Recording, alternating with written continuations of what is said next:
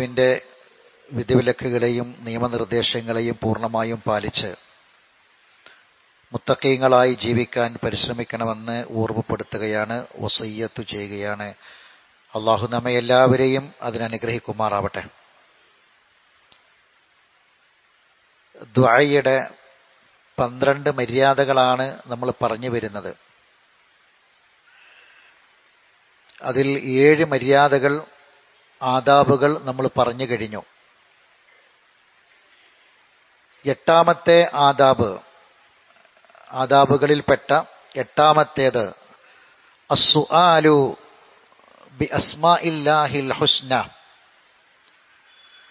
അള്ളാഹുവിന്റെ അസ്മാഉൽ ഹുസ്നകൾ ഉപയോഗിച്ചുകൊണ്ട് ചോദിക്കുക എന്നതാണ്. പ്രാർത്ഥിക്കുമ്പോൾ, ദുആ ചെയ്യുമ്പോൾ അള്ളാഹുവിന്റെ അസ്മാഉകളുണ്ട്, അസ്മാഉൽ ഹുസ്ന. അത് എടുത്തു പറഞ്ഞ് അത് ഉപയോഗിച്ചുകൊണ്ട് ചോദിക്കുക എന്നതാണ്. അല്ലാഹു സുബ്ഹാനഹു വ തആല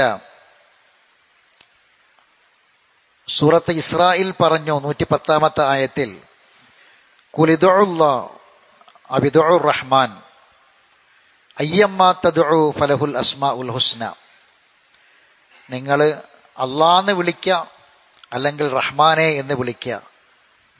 ഏത് തന്നെ നിങ്ങൾ വിളിച്ചാലും ഫലഉൽ അസ്മാഉൽ ഹുസ്ന, അള്ളാഹുവിനുള്ളത് ഉദാത്തമായ നാമങ്ങളാണ്. അപ്പൊ അള്ളാഹുവേ, റഹ്മാനെ എന്നൊക്കെ തുടങ്ങി അള്ളാഹുവിന്റെ ഇസ്മുൽ അഅ്ലമാകട്ടെ, അസ്മാഉൽ ഹുസ്നകളിൽപ്പെട്ട മറ്റ് നാമങ്ങളാകട്ടെ, നിങ്ങളത് അറിഞ്ഞ് മനസ്സിലാക്കി അത് ഉപയോഗിച്ചുകൊണ്ട് ദുആ ചെയ്യുക എന്നത് ദുആയുടെ മര്യാദകളിൽപ്പെട്ടതാണ്. സൂറത്ത് അറാഫിലെ 180ാമത്തെ ആയത്താണ് ഞാൻ ഓതി വെച്ചത്. വലില്ലാഹിൽ അസ്മാഉൽ ഹുസ്ന, അള്ളാഹുവിന് ഉദാത്തമായ നാമങ്ങളുണ്ട്. ഫദ്ഉഹു ബിഹാ, നിങ്ങൾ അത് ഉപയോഗിച്ചുകൊണ്ട് ദുആ ചെയ്യുക. വലില്ലാഹിൽ അസ്മാഉൽ ഹുസ്ന. ഇപ്പൊ സൂറത്ത് ഇസ്രായിലെ 110ാമത്തെ ആയത്തിനെ ഈ ആയത്ത് കൊണ്ടാണ് വിശദീകരിക്കപ്പെട്ടിട്ടുള്ളത്. എന്തിനാണ് അള്ളാഹുവിന് അസ്മാഉൽ ഹുസ്നകൾ ഉള്ളത്? ഫദ്ഉഹു ബിഹാ, നിങ്ങൾ ആ നാമങ്ങൾ ഉപയോഗിച്ചുകൊണ്ട് അള്ളാഹുവിനോട് ദുആ ചെയ്യുക. വദറുൽ ലദീന യുൽഹിദൂന ഫീ അസ്മാഇഹി, അള്ളാഹുവിന്റെ പേരുകളിൽ കൃത്രിമം കാണിക്കുന്ന ആളുകളുണ്ട്, അവരെ നിങ്ങൾ വിട്ടേക്കുക. സയുജ്സൗന മാ കാനൂ യഅമലൂൻ, അവർ പ്രവർത്തിച്ചു വരുന്നതിന്റെ ഫലം അവർക്ക് വഴിയെ നൽകപ്പെടുക തന്നെ ചെയ്യും. അപ്പൊ അള്ളാഹുവിനോട് നമ്മൾ പ്രാർത്ഥിക്കുമ്പോൾ അള്ളാഹുവിന്റെ നാമങ്ങൾ ഉപയോഗിച്ചുകൊണ്ട് പ്രാർത്ഥിക്കുക. പലപ്പോഴും നമുക്ക് വരുന്ന വലിയ ഒരു അപജയം എന്ന് പറയുന്നത്, അള്ളാഹു നമുക്കൊരു വലിയ ഭാഗ്യം നൽകിയിട്ടുണ്ട്, ആ ഭാഗ്യം നമ്മൾ തിരിച്ചറിയാതെ പോവുക. ആ ഭാഗ്യം എന്താന്ന് ചോദിച്ചാൽ നമ്മുടെ പ്രാർത്ഥന അള്ളാഹുവിനോട് മാത്രമാണ് എന്നതാണ്. അള്ളാഹുവിനോട് മാത്രം ദുആ ചെയ്യുക എന്ന ആ മഹാഭാഗ്യം നമ്മുടെ മറ്റ് അമലുകളുടെയൊക്കെ സ്വീകാര്യതയാണത്. അതിന് അല്ലാഹു തആല, നമുക്കറിയാം ഒട്ടനവധി ആളുകൾ തൗഹീദ് മനസ്സിലാക്കി പഠിച്ച ആളുകൾക്കറിയാം ഇതിന്റെ ഗൗരവം എന്താന്നുള്ളത്. അതറിയാത്തത് കൊണ്ടാണ് പലരും ഇന്നും അതിൽ നമ്മുടെ സ്വന്തം മാതാപിതാക്കളടക്കമുണ്ട്, നമ്മുടെ മക്കളുണ്ട്, ജേഷ്ഠനുജന്മാരുണ്ട്, ഭാര്യമാര്, കൂടെ കിടന്നുറങ്ങുന്ന ഭാര്യമാര് വരെയുണ്ട്, അള്ളാഹുവല്ലാത്തവരോട് സങ്കടം പറയുന്നവരും പ്രാർത്ഥിക്കുന്നവരുമായി. ഇത് മനസ്സിലാക്കിയ നമുക്കുള്ള ഏറ്റവും വലിയ സങ്കടം, റബ്ബേ, എൻ്റെ ഭാര്യ ഇത് മനസ്സിലാക്കുന്നില്ലല്ലോ, എൻ്റെ മക്കൾ മനസ്സിലാക്കുന്നില്ലല്ലോ, എൻ്റെ മാതാപിതാക്കൾ ഇത് മനസ്സിലാക്കുന്നില്ലല്ലോ, അവരുടെയൊക്കെ കണ്ണിൽ ഏറ്റവും മോശപ്പെട്ടവനാണ് ഞാൻ, ഏറ്റവും നികൃഷ്ടനാണ് അവരുടെ കണ്ണിൽ ഞാൻ. എന്താ ഞാൻ ചെയ്ത തെറ്റ്? എൻ്റെ ഭാര്യയെ നോക്കാത്തതല്ല, മക്കളെ നോക്കാത്തതല്ല, വാപ്പാനെ ഉമ്മാനെ പരിചരിക്കാത്തതല്ല, മറിച്ച് അവരുടെ കണ്ണിൽ ഞാൻ ഏറ്റവും മോശപ്പെട്ടവനായത് ഞാൻ എൻ്റെ റബ്ബിനോട് മാത്രം ദുആ ചെയ്യുന്നു എന്ന വിഷയമാണ്. സഹോദരങ്ങളെ, ഞാനിത് പറഞ്ഞ് നമ്മൾ ഇത് അനുഭവിക്കുന്ന ആൾ, ഈ ഭാഗ്യം തിരിച്ചറിഞ്ഞ ആൾക്കാരാ. പ്രാർത്ഥന അള്ളാഹുവോട് മാത്രമേ നമ്മൾ നടത്തുന്നുള്ളൂ. പക്ഷെ നമുക്ക് വരുന്നൊരു പരാജയം എവിടെയെന്ന് അറിയങ്ങള്, ഇത് അറിഞ്ഞിട്ടും ഇത് മനസ്സിലാക്കിയിട്ടും അള്ളാഹുവിനെ മനസ്സിലാക്കാൻ നമുക്ക് കഴിയുന്നില്ല എന്നുള്ളതാണ്. അള്ളാഹിനോട് മാത്രം പ്രാർത്ഥിക്കുന്ന നമുക്ക് അള്ളാഹിനെ അറിഞ്ഞ് പ്രാർത്ഥിക്കാൻ കഴിയുന്നില്ല. ഇതൊരു വലിയ പ്രശ്നമാണ്. നമ്മൾ എവിടെ നിർത്തിയെന്നറിയോ? തൗഹീദ് മനസ്സിലായി, അവിടെ നമ്മൾ നിർത്തി. പിന്നെ അള്ളാഹിനെ പറ്റി കൂടുതൽ പഠിക്കാനും മനസ്സിലാക്കാനും തയ്യാറാകാത്ത ഒരു കാര്യം നമ്മുടെ വലിയ പരാജയമാണ്. പ്രാർത്ഥനയ്ക്ക് ഉത്തരം കിട്ടണമെങ്കിൽ ആദാബുകൾ നിർബന്ധമായും പാലിക്കണം. ആ ആദാബുകളാണ് നമ്മൾ പറഞ്ഞു വരുന്നത്. നമ്മൾ കേട്ട ഇതിനു മുമ്പ് പറഞ്ഞ 7 ആദാബുകളും വളരെ പ്രധാനപ്പെട്ടതാ, മര്യാദകളായി പഠിപ്പിക്കപ്പെട്ടത്. അതിൽ 8ാമത്തെ കാര്യമാണിത്. അള്ളാനെ മനസ്സിലാക്കി പ്രാർത്ഥിക്കുക, ദുആ ചെയ്യാം. എങ്ങനെ സഹോദരങ്ങളെ നമുക്ക് അള്ളാനെ മനസ്സിലാക്കാൻ പറ്റുക? അള്ളാന്റെ കലാമിലൂടെ അല്ലാതെ നമുക്ക് മനസ്സിലാക്കാൻ പറ്റുമോ? അള്ളാഹുവിനെ അള്ളാന്റെ കലാമിലൂടെയല്ലാതെ, അവന്റെ വാക്കുകളിലൂടെയല്ലാതെ നമുക്ക് മനസ്സിലാക്കാൻ കഴിയില്ല. അള്ളാഹിനെ പറ്റി അള്ളാഹ് പറഞ്ഞു തന്നാലേ അത് നമുക്കറിയുള്ളൂ. അള്ളാന്റെ കലാം ഏതാ? ഖുർആനാണ്. ഖുർആനിന്റെ ഇൽമിനെ 2ആയി പണ്ഡിതന്മാര് ഭാഗിച്ചു. ഖുർആനിൽ ഒരുപാട് ഇൽമുകളുണ്ട്. ആ ഇൽമുകളെ ഏറ്റവും ചുരുങ്ങിയത് 2ആയി ഭാഗിച്ചാൽ പണ്ഡിതന്മാര് പറയും, 1 മഅരിഫത്തുല്ലാഹ്, 2 തഅറുഫു ശൈത്താൻ. ഖുർആനിന്റെ ഇൽമുകൾ 2 വിധമാണ്. പണ്ഡിതന്മാർ ആ ഖുർആനിന്റെ ഇൽമിനെ 2ആയിട്ട് ഭാഗിച്ചു. 1 മഅരിഫത്തുല്ലാഹ്, ഖുർആൻ പഠിക്കുമ്പോൾ, അള്ളാന്റെ കലാമ് പഠിക്കുമ്പോൾ നമുക്ക് കിട്ടുന്ന ഇൽമ് അള്ളാഹിനെ പറ്റിയുള്ള അറിവാണ്. 2 തഅറുഫു ശൈത്താൻ, ശൈത്താനെ കുറിച്ചുള്ള തിരിച്ചറിവാണ്.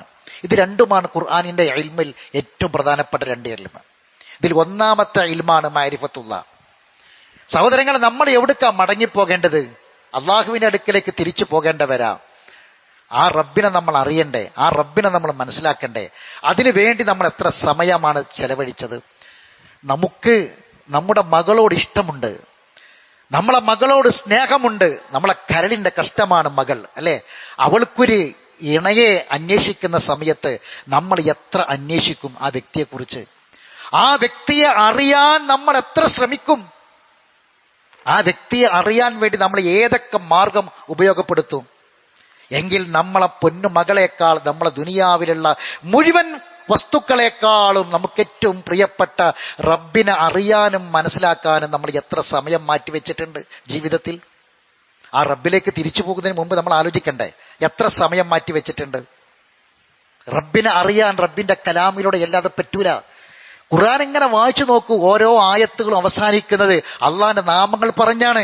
അള്ളാഹ് സമീആണ്, ബസീറാണ്, അലീമാണ്, അള്ളാഹ് ഖബീറാണ്, ആലിമുൽ ഗൈബി വശഹാദയാണ്, റഹ്മാനാണ്, റഹീമാണ്. ഇങ്ങനെ പറഞ്ഞുകൊണ്ട് ഇങ്ങനെ ഖുർആൻ ഒരു പേജ്, ഇന്ന് ജുമാ കഴിഞ്ഞിട്ട് ഒരു പേജ് നിങ്ങളൊന്ന് മറിച്ചു നോക്ക് സഹോദരങ്ങളെ, ഇരുന്നിട്ട്. എത്രയാണ് ഒരു പേജിൽ അള്ളാന്റെ നാമം പറഞ്ഞതെന്ന്, അള്ളാന്റെ അസ്മാഉൽ ഹുസ്ന പറഞ്ഞതെന്ന്? എത്ര എണ്ണം നമുക്കറിയും? ഇത് അറിഞ്ഞാൽ ഉണ്ടാകുന്ന ഗുണങ്ങൾ എന്താണെന്നറിയോ? തഖ്വയുണ്ടാകും, ഖുശൂ ഉണ്ടാകും. ഞാൻ സൂറത്ത് അറാഫിലെ ആ ആയത്ത് ഓതി വെച്ചപ്പോ, അയ്യമ്മ തദൂം, നിങ്ങൾ കുലിദു അല്ലാഹു അബ്ദുർ റഹ്മാൻ എന്ന് പറഞ്ഞില്ലേ, അതിന് തൊട്ട് മുകളിലുള്ള ആയത്ത് നിങ്ങളൊന്ന് പോയിട്ട് പരിശോധിക്കണം. സൂറത്ത് ഇസ്രായിൽ, അൽക്കഹഫിന് നേരെ മേലെ, അൽക്കഹഫ് മറിച്ചിട്ട് അതിന്റെ പേജ് അപ്പുറം നോക്കിയാൽ മതി. അവിടെ അള്ളാഹ് പറയാണ്, അള്ളാഹുവിനെ പറ്റി മനസ്സിലാക്കി ഓർത്തിട്ട് ഖുശൂഓട് കൂടി അവർ സുജൂദ് ചെയ്യും. ഖുശൂഓട് കൂടി സുജൂദ് ചെയ്തിട്ട് യബ്കൂന, അവർ കരയും. വയസീദുഹും ഖുശൂ, ഖുശൂ വർദ്ധിക്കും. എന്നിട്ട് അവർ കരയും. അവർ പറയും, സുബ്ഹാന റബ്ബിന ഇൻ കാന വഅദു റബ്ബിന ലമഫഊല. ഞങ്ങൾ റബ്ബ് എത്ര പരിശുദ്ധനാണ്, സുബ്ഹാനല്ലാഹ്, എത്ര പരിശുദ്ധനാണ്, അവന്റെ വാഗ്ദാനം നടപ്പിൽ വരിക തന്നെ ചെയ്യും എന്നവർ കരഞ്ഞുകൊണ്ട് പറയും. അവർക്ക് ഖുശൂ വർദ്ധിക്കും. ഇത് പറഞ്ഞതിന് ശേഷമാണ് അള്ളാഹു ഈ ആയത്ത് പറഞ്ഞത്, ഖുലിദുല്ലാഹ് അവിദുർ റഹ്മാൻ. സഹോദരങ്ങളെ, അള്ളാഹുവിനെ പറ്റിയുള്ള അറിവാണ് നമ്മളെ നമ്മുടെ എല്ലാ ഗുണങ്ങളിലേക്കും നമ്മളെ എത്തിക്കുന്നത്. നമ്മുടെ തഖ്വയും ഖുശൂഉം ഭക്തിയുമെല്ലാം അള്ളാഹിനെ പറ്റി അറിയുമ്പോൾ ഈമാൻ ഇങ്ങനെ വർദ്ധിക്കും. ആലിമുൽ ഗൈബി വശഹാദ, അത് വന്ന സ്ഥലങ്ങളുണ്ട് ഖുർആനിൽ. ഒന്ന് മറിച്ചു നോക്കി നിങ്ങൾ. അള്ളാഹു ആലിമുൽ ഗൈബി വശഹാദയാണ് എന്ന് പറഞ്ഞ ആയത്തുകൾ പരിശോധിച്ചാൽ രഹസ്യമായോ പരസ്യമായോ നമുക്ക് തെറ്റ് ചെയ്യാൻ കഴിയില്ല. നമ്മുടെ രാവും പകലും ഒരുപോലെയായിരിക്കും, രഹസ്യവും പരസ്യവും ഒരുപോലെയായിരിക്കും. അതിനെന്ത് വേണമെന്നറിയോ? അല്ലാഹു ആലിമുൽ ഗൈബി വശഹാദയാണെന്ന് അറിയണം. അത്തരം വിഷയങ്ങൾ പറയുന്നിടത്താണ് അള്ളാന്റെ ആ നാമം പ്രയോഗിച്ചിട്ടുള്ളത്. അള്ളാന്റെ റഹ്മത്ത് കൊതിക്കുന്ന ആൾക്കാരാ നമ്മള്, ആഗ്രഹിക്കുന്ന ആൾക്കാരാ നമ്മള്, റഹ്മത്ത് ചോദിക്കുന്ന ആളുകളാ നമ്മള്. അള്ളാഹുവേ അർജു റഹ്മത്തക്, ഇത് പറയാത്ത പ്രഭാതം ഉണ്ടോ നമുക്ക്? പ്രഭാതത്തിലെ പ്രാർത്ഥനയാണ്. അർജു റഹ്മത്തക് വലാ തഖിൽനി ഇലാ നഫ്സി തറഫത ഐനിൻ. പടച്ചോനെ, ഒരു കണ്ണിമ വെട്ടുന്ന സമയം പോലും എന്റെ കാര്യം എന്നെ സ്വന്തം ഏൽപ്പിക്കല്ല പടച്ചോനെ. വഅസ്ലിഹി ലീ ശൈഇനി കുല്ല, എന്റെ എല്ലാ കാര്യവും നീ നന്നാക്കിക്കൊണ്ട റബ്ബേ. എന്റെ ആരോഗ്യം, എന്റെ മക്കളെ കാര്യം, എന്റെ കുടുംബത്തിന്റെ കാര്യം, എന്റെ പ്രശ്നങ്ങൾ നീയല്ലാതെ നീ അറിയുന്നത് പോലെ അറിയുന്നവൻ മറ്റാരുണ്ട്? സ്വന്തം ഭാര്യ അറിയാത്ത കാര്യങ്ങൾ റഹ്മാനായ റബ്ബ് അറിയുന്നുണ്ട്. മാതാപിതാക്കൾ അറിയാത്ത, മക്കൾ അറിയാത്ത പലതും റഹ്മാനായ റബ്ബ് അറിയുന്നുണ്ട്. അല്ലേ? ആ റബ്ബിനോട് നമ്മൾ പറയാണ്, റബ്ബേ നിന്റെ റഹ്മത്ത് ഞാൻ ആഗ്രഹിക്കുകയാണ്. ഒരു കണ്ണിമ വെട്ടുന്ന സമയം പോലും എന്റെ സ്വന്തം കാര്യം എന്നെ ഏൽപ്പിക്കല്ല പടച്ചോനെ. എന്റെ എല്ലാ കാര്യവും നന്നാക്കിക്കൊണ്ട പടച്ചോനെ. ഇത് പറയുന്ന നമുക്ക്, ആ റഹ്മത്ത് ചോദിക്കുന്ന ആഗ്രഹിക്കുന്ന നമുക്ക്, അർജു റഹ്മത്തക് എന്ന് പറയുന്ന നമുക്കറിയോ ഖുർആനിൽ അള്ളാഹു റഹ്മാനാണ് റഹീമാണെന്ന് എത്ര തവണ പറഞ്ഞിട്ടുണ്ട്, എവിടൊക്കെ പറഞ്ഞിട്ടുണ്ടെന്ന്? റഹ്മത്തുല്ലാ, അള്ളാഹുവിന്റെ റഹ്മത്ത് എന്ന സിഫത്തിൽ നിന്ന് വന്ന നാമമാണ് അർ റഹ്മാൻ അർ റഹീം. 57 തവണ ഖുർആനിൽ അർ റഹ്മാൻ എന്നും അതിനെ നേരെ ഇരട്ടി 114 തവണ ഖുർആനിൽ അർ റഹീം എന്നും പറഞ്ഞിട്ടുണ്ട്. അള്ളാഹിന്റെ റഹ്മത്ത് ആഗ്രഹിക്കുന്ന നമ്മൾ റഹ്മാനായ റബ്ബിനെ കുറിച്ച്, റഹീമായ റബ്ബിനെ കുറിച്ച് അറിയണം, പഠിക്കണം. എന്നിട്ടാണ് റബ്ബിനോട് ഇത് ചോദിക്കേണ്ടത്. ഇന്ന ലില്ലാഹി തിസ്അത്തും വതിസ്ഈന ഇസ്മ. റസൂൽ പറയും അള്ളാഹുവിന് 99 നാമങ്ങളുണ്ട്. മിഅ ഇല്ലാ വാഹിദ എന്ന് പറഞ്ഞാൽ 100ൽ 1 കുറവ്, 99 നാമങ്ങളുണ്ട്. വമൻ അഹ്സാഹ ദഖലൽ ജന്ന. ആരെങ്കിലും അത് ക്ലിപ്തപ്പെടുത്തിയാൽ സ്വർഗത്തിൽ കടന്നു. ഈ ഹദീസിനെ വിശദീകരിച്ചുകൊണ്ട് മുഹദ്ദിസുകൾ പറയാണ്, എന്താണ് വമൻ അഹ്സാഹ ദഖലൽ ജന്ന എന്ന് പറഞ്ഞാൽ? ഈ നാമങ്ങൾ ക്ലിപ്തപ്പെടുത്തിയാൽ അവർ സ്വർഗത്തിൽ കടന്നു. അള്ളാഹുവിന്റെ നാമങ്ങൾ അറിഞ്ഞ് പഠിച്ച് മനസ്സിലാക്കി കൃത്യമായി അത് ഉൾക്കൊണ്ടുകൊണ്ട് അവന്റെ നാമങ്ങൾ ഉപയോഗിച്ച് ഒരാൾക്ക് പ്രാർത്ഥിക്കാൻ കഴിഞ്ഞാൽ സംശയം വേണ്ട, ദഖലൽ ജന്ന, സ്വർഗത്ത് കടന്നു. അസ്മാഉൽ ഹുസ്നന്റെ ചാർട്ട് വാങ്ങിയിട്ട് തൂക്കാനല്ല പറഞ്ഞത്. നമുക്കുള്ള പണി എന്താ? അസ്മാഉൽ ഹുസ്ന കിട്ടും, നല്ല ഭംഗിയിൽ ഫ്രെയിം ചെയ്തത് കിട്ടും. അത് കുടിക്കലിന് കൊണ്ടുപോകുമ്പം നമ്മൾ സമ്മാനം കൊടുക്കും. കിട്ടിയത് ഭയങ്കര കാര്യമായിട്ട് ചുമരുമ്പോൾ തൂക്കും ചെയ്യും. അസ്മാഉൽ ഹുസ്ന തൂക്കും, ചാർട്ട് തൂക്കും, അതിന്റെ ബോർഡ് തൂക്കും. എന്നിട്ട് അതിന്റെ ബർക്കത്ത് ആഗ്രഹിക്കും, പ്രതീക്ഷിക്കും. അങ്ങനെ ചാർട്ട് തൂക്കേണ്ടതും ബോർഡ് തൂക്കേണ്ടതും ഫ്രെയിം ചെയ്ത് സൂക്ഷിക്കേണ്ടതുമല്ല അള്ളാഹുവിന്റെ അസ്മാഉൽ ഹുസ്ന. അതറിയണം, പഠിക്കണം. ഓരോ വാക്കുകളും അള്ളാഹു ഖബീറാണ്, സൂക്ഷ്മമായി അറിയുന്നവനാണ് എന്ന് പറയുമ്പം നമ്മളിൽ ഉണ്ടാകുന്ന ഒരു ഈമാനുണ്ട് സഹോദരങ്ങളെ. അള്ളാഹു അലീമും ബിദാത്തി സുദൂർ, നിങ്ങളെ മനസ്സുകളിൽ ഒളിപ്പിച്ചു വെച്ചത് അറിയുന്നവനാണ് അള്ളാഹു എന്ന് നമ്മൾ പറയുമ്പോൾ സഹോദരങ്ങൾ അതിൽ വലിയ ആശയമുണ്ട് എന്ന് മനസ്സിലാക്കാൻ നമുക്ക് സാധിക്കണം. അപ്പോ വലില്ലാഹിൽ അസ്മാഉൽ ഹുസ്ന ഫദ്ഉഹു ബിഹാ, അള്ളാഹുവിന്റെ നാമങ്ങൾ പഠിക്കുകയും മനസ്സിലാക്കുകയും ചെയ്തിട്ട് ആവശ്യങ്ങൾ നമ്മൾ അള്ളാഹിനോട് പറയുമ്പോൾ അള്ളാഹിനെ പറ്റി മനസ്സിലാക്കിയിട്ട് പറയാ. നമുക്ക് ഓരോ കാര്യങ്ങളുണ്ട്, റിസ്ക് വിശാലമായി കിട്ടണം, കടമുണ്ട്, ബാധ്യതകളുണ്ട്. പടച്ചവനെ, ഇനിയും ബാധ്യതകളിലേക്ക് പോയാൽ പ്രയാസമാണ്. റാസിക്കായ റബ്ബേ, റസാഖായ റബ്ബേ, റിസ്ക് വിശാലമാക്കി കൊണ്ട പടച്ചോനെ. റഹ്മാനായ റബ്ബെ, എനിക്ക് റഹ്മത്ത് കൊണ്ട പടച്ചോനെ. വഫാറായ തൗവാബായ റബ്ബെ, എന്റെ തൗബ സ്വീകരിക്ക്, എന്റെ പാപങ്ങൾ പൊറുത്തു കൊണ്ട റബ്ബേ. ഇങ്ങനെ പറയാൻ അള്ളാഹുവിന്റെ നാമങ്ങൾ ഉപയോഗിച്ചുകൊണ്ട് പ്രാർത്ഥിക്കാനുള്ള ഇൽമിലേക്ക് നമ്മൾ എത്തിയാൽ സഹോദരങ്ങൾ, അത് പ്രാർത്ഥനയുടെ മര്യാദകളിൽ പെട്ടതാണ്. 9ാമത്തെ മര്യാദ അൽ ബദു ബിൽ ഹംദി അവിസ്സനാ, ഹംദ് കൊണ്ടും സനാ കൊണ്ടും തുടങ്ങുക എന്നതാണ്. എന്താണ് ഹംദ് കൊണ്ടും സനാ? നബി സല്ലല്ലാഹു അലൈഹി വസല്ലമ ഒരു ഹദീസിൽ കാണാം, ഇമാം തുർമുദി റിപ്പോർട്ട് ചെയ്യുന്ന ഹദീസിൽ, ഇത് ദഖല റജുലുൻ ഫസല്ല, ഒരാൾ വന്നിട്ട് നിസ്കരിക്കാൻ നിന്നു. അങ്ങനെ നിസ്കാരം കഴിഞ്ഞ ശേഷം ഫഖാല അല്ലാഹുമ്മ ഗ്ഫിർലി വർഹംനി, അല്ലാഹുമ്മ ഗ്ഫിർലി വർഹംനി എന്ന് പറഞ്ഞു. ഫഖാല നബി സല്ലല്ലാഹു അലൈഹി വസല്ലം, അപ്പോൾ നബി പറഞ്ഞു, അജ്ജൽത അയ്യുഹൽ മുസല്ലി, നിസ്കാരക്കാരാ നീ ധൃതി കാണിച്ചു. ഇദാ സ്വല്ലൈത ഫഖഅത ഫഹ്മദില്ലാ ബിമാ ഹുവ അഹ്ലഹു വസ്വല്ലി അലയ്യ സുമ്മ ദുഉ. ഈ നിസ്കാരക്കാരൻ ധൃതി കാണിക്കരുത്. നിസ്കാരം കഴിഞ്ഞ് അവിടെ ഇരുന്നിട്ട് ഹംദ് ചൊല്ലണം. ഹംദിനും സ്തുതിക്കുമൊക്കെ അർഹതപ്പെട്ട ആളുകൾ അവർക്കൊക്കെ അത് കൊടുക്കണം. എന്റെ പേരിൽ സ്വലാത്ത് ചൊല്ലണം. സുമ്മ ദുഉ, എന്നിട്ട് ദുആ ചെയ്യണം. അപ്പൊ ഹംദും സ്വലാത്തും ചൊല്ലിക്കൊണ്ടായിരിക്കണം നമ്മൾ പ്രാർത്ഥിക്കണം. പ്രാർത്ഥനയുടെ മര്യാദയാണ്. നമ്മൾ എന്ത് പ്രാർത്ഥിക്കുകയാണെങ്കിലും അൽഹംദുലില്ലാ വസ്സലാത്തു വസ്സലാമു അലാ റസൂലില്ലാ അങ്ങനെ തുടങ്ങിയിട്ടുള്ള ഹംദും സ്വലാത്തും ചൊല്ലിക്കൊണ്ട് പ്രാർത്ഥന ആരംഭിക്കുക. നിങ്ങൾ നോക്കി, ഏത് പ്രാർത്ഥനയും റസൂലുള്ളാഹി സ്വല്ലല്ലാഹി അലൈഹി വസല്ലം പഠിപ്പിച്ച പ്രാർത്ഥനകളൊക്കെ എടുത്തു നോക്കി നമുക്ക് കാണാൻ കഴിയുമതൊക്കെ. ഇപ്പൊ നമ്മൾ 17 തവണ പ്രാർത്ഥിക്കുന്ന പ്രാർത്ഥന ഏതാ? 17 തവണ നിർബന്ധമായിട്ട് പ്രാർത്ഥിക്കേണ്ട പ്രാർത്ഥന ഇഹ്ദിന സിറാത്തൽ മുസ്തഖീം സിറാത്തൽ ലദീന അൻഅംത അലൈഹിം. അത് പ്രാർത്ഥന. അതുകൊണ്ടാണ് അവസാനം ആമീൻ പറയണത്. അല്ലേ? അത് തുടങ്ങണത് എങ്ങനെ? അൽഹംദുലില്ലാഹി റബ്ബിൽ ആലമീൻ അർറഹ്മാനിർ റഹീം മാലികി യൗമിദ്ദീൻ. ഇതൊക്കെ പറഞ്ഞിട്ടാ, ഹംദ് പറഞ്ഞിട്ടാണ് തുടങ്ങണത്. റബ്ബിന്റെ നാമങ്ങൾ എടുത്ത് പറഞ്ഞിട്ടാണ്, അസ്മാഉൽ ഹുസ്ന എടുത്ത് പറഞ്ഞിട്ടാണ് നമ്മൾ ഇയ്യാക നഅ്ബുദു വ ഇയ്യാക നസ്തഈൻ എന്ന് സമ്മതിച്ചതിന് തൗഹീദ് അംഗീകരിക്കുന്നവരാണ് എന്ന് സമ്മതിച്ച് അള്ളാഹിനെ പറ്റി മനസ്സിലാക്കിയിട്ടാണ് നമ്മൾ എന്ത് പറഞ്ഞത്? ഇഹ്ദിന സിറാത്തൽ മുസ്തഖീം എന്ന് പറയണത്.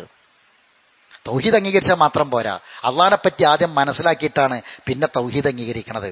എന്നിട്ട് പ്രാർത്ഥിക്കുക എന്നതാണ്.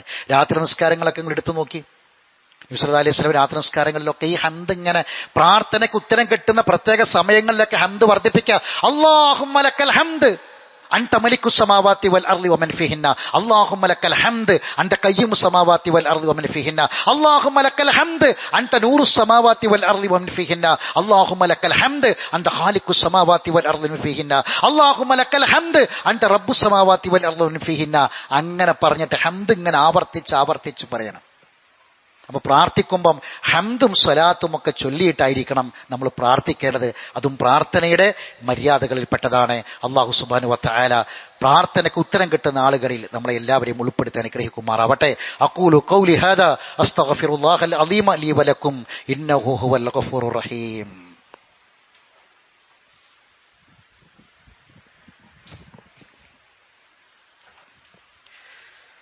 അൽഹംദുലില്ലാഹി റബ്ബിൽ ആലമീൻ വസ്സലാത്തു വസ്സലാമു അലാ അഷ്റഫിൽ അംബിയാഇ വൽ മുർസലീൻ നബിയിനാ മുഹമ്മദിൻ വഅലാ ആലിഹി വഅസ്ഹാബിഹി അജ്മഈൻ. അമ്മാ ബഅദ്. അയ്യുഹന്നാസ് ഇത്തഖുല്ലാഹ ഇബാദല്ലാഹ്. അല്ലാഹുവിൻ്റെ വിധിവിലക്കുകളെ സൂക്ഷിക്കണമെന്ന് ഒരിക്കൽ കൂടി ഓർമ്മപ്പെടുത്തുകയാണ്. ഇനി ഞാൻ പറയുന്ന ഈ സംസാരം മുഅ്മിനായി ജീവിച്ച് മുഅ്മിനായി മരിക്കണമെന്ന് ആഗ്രഹിക്കുന്നവരോട് മാത്രമാണ്. ഖദ് അഫ്ലഹൽ മുഅ്മിനൂൻ. മുഅ്മിനായി ജീവിച്ചു മരിക്കാൻ ആർക്ക് ഭാഗ്യം കിട്ടിയോ അവൻ വിജയിച്ചു. ഖദ് അഫ്ലഹൽ മുഅ്മിനൂൻ. ആരാണ് ഭാഗ്യമുള്ള വിജയിച്ച മുഅ്മിൻ? അല്ലാഹ് അടയാളങ്ങൾ പറഞ്ഞു വരുന്നു. നിസ്കാരം കൃത്യമായി നിർത്തും, അതിൽ ഖുശൂ ഉണ്ടായിരിക്കും. 2, വല്ലദീനഹും അനിൽ ലഗ്വി മുഗ്രിദൂൻ. അനാവശ്യമായ വിനോദങ്ങളിൽ നിന്ന് തിരിഞ്ഞു കളയുന്നവരായിരിക്കും അവർ. ഇത് മുഅ്മിനോടാ. ഈ സൂറത്ത് തുടങ്ങുന്നത് ഖദ് അഫ്ലഹൽ മുഅ്മിനൂൻ എന്നാ, അവസാനിക്കുന്നത് മുഅ്മിനായി മരിച്ച ആളുകൾക്ക് വേണ്ടിയുള്ള പ്രാർത്ഥന പഠിപ്പിച്ചുകൊണ്ടാ. റബ്ബിഗ്ഫിർ വർഹം വ അൻത ഖൈറുർ റഹീമീൻ. ഈ പ്രാർത്ഥനയാണ് മുഅ്മിന്റെ അവസാനത്തെ ആയത്ത്. അല്ലാഹുവേ മഗ്ഫിറത്തും മർഹമത്തും കൊടുക്ക് പടച്ചോനേന്ന്. ഇത് ആഗ്രഹിക്കുന്ന ആളുകളെ നിർബന്ധമായും അറിയേണ്ട കാര്യങ്ങളുണ്ട്. ഇപ്പൊ നമുക്കറിയാം, നമ്മുടെ നാട്ടിൽ ഓരോ സമയത്ത് ഓരോ വിനോദങ്ങൾ, വ്യത്യസ്തങ്ങളായ വിനോദങ്ങൾ ഇങ്ങനെ വന്നുകൊണ്ടിരിക്കും. ഒന്ന് കഴിയുമ്പോൾ മറ്റൊന്ന്. ലോകകപ്പുകൾ തന്നെ ധാരാളം പല കളികളിലെ ലോകകപ്പുകളൊക്കെ വന്നുകൊണ്ടിരിക്കും. പക്ഷെ ഇപ്പം കുറച്ച് അധികമാകുന്നുണ്ട് എന്ന കാര്യം നമ്മളൊക്കെയും ചിന്തിക്കണം. എല്ലാവരും മുഅ്മിനീങ്ങളായ മുഴുവൻ ആളുകളും. വിനോദത്തിന് ഇസ്ലാം എതിരൊന്നുമല്ല. ഫുട്ബോൾ കളിക്കാം, ഫുട്ബോൾ കാണാം, അതിനൊന്നും ഇസ്ലാം എതിരല്ല. ഇസ്ലാം എവിടെയും എതിര് പറഞ്ഞിട്ടില്ല. പക്ഷേ അത് നിഷിദ്ധമാവുകയും വലിയ തെറ്റായി മാറുകയും ചെയ്യുന്ന ചില മേഖലകളുണ്ട്. അവിടേക്ക് നമ്മൾ എത്തുന്നു എന്നതാണ്. കളി കണ്ട് സുബഹി നമസ്കാരം ഒരാൾക്ക് നഷ്ടപ്പെട്ടാൽ, ജമാഅത്തായി നിസ്കരിക്കുന്ന ഒരാൾക്ക് ജമാഅത്ത് നഷ്ടപ്പെട്ടാൽ ആ കണ്ട വിനോദം ഹറാമായിട്ട് മാറും. അവിടെ നമ്മൾ സൂക്ഷിക്കണം. ധൂർത്തും പൊങ്ങച്ചവും ആർഭാടവും കടന്നു വരുമ്പോൾ അത് അള്ളാഹിന് ഇഷ്ടമല്ലാത്ത കാര്യമായിട്ട് മാറും. അത് ഹറാമായിട്ട് മാറും. ഇപ്പം ഉണ്ടാകുന്നൊരവസ്ഥ എന്താ വെച്ചാൽ, ഓരോ കൊല്ലവും ഇതിങ്ങനെ വർദ്ധിച്ച് ഏറ്റവും വലിയ കട്ടൗട്ടും ഏറ്റവും വലിയ ബോർഡും എൻ്റെ നാട്ടിൽ എൻ്റെ ടീമിൻ്റെതാകണം എന്ന വാശിയാണ്. എന്നിട്ട് അവിടെ 600 അടി എങ്കിൽ 601 അടിയാക്കാൻ എന്താ പണിയെന്ന് ആലോചിക്കുന്നത്. ഇവിടേക്ക് വരികയാണ്. ഇത് സഹോദരങ്ങളെ നമ്മൾ മനസ്സിലാക്കേണ്ട ഏറ്റവും പ്രധാനപ്പെട്ട വിഷയം. നാളെ പരലോകത്ത് ഇതിനെക്കുറിച്ചൊക്കെയുള്ള ചോദ്യം ഉണ്ടാകും, മറുപടി പറയേണ്ടി വരും. നമ്മൾ ഒരു മുസ്ലിമായ മനുഷ്യന്റെ ജീവിതത്തിന് അള്ളാഹു ഒരു അതിർത്തി വെച്ചിട്ടുണ്ട്. ആ അതിർത്തി കടക്കാൻ നമ്മൾ ആരും ശ്രമിക്കരുത്. അത് നമ്മൾ എന്ത് തന്നെ ന്യായീകരണം പറഞ്ഞാലും ശരി, പല രാജ്യങ്ങളും നമ്മൾ ഇസ്രായേൽ ഫലസ്തീനിന് നേരെ നടത്തിയ ഭീകരമായ അക്രമത്തെ അപലപിച്ചുകൊണ്ട് ഇസ്രായേൽ പുറത്തിറക്കുന്ന പ്രോഡക്റ്റുകൾ പോലും നമ്മളെ കടിയിൽ വിൽക്കാത്ത ആൾക്കാരാണ്, നമ്മൾ വാങ്ങാത്ത ആൾക്കാരാ.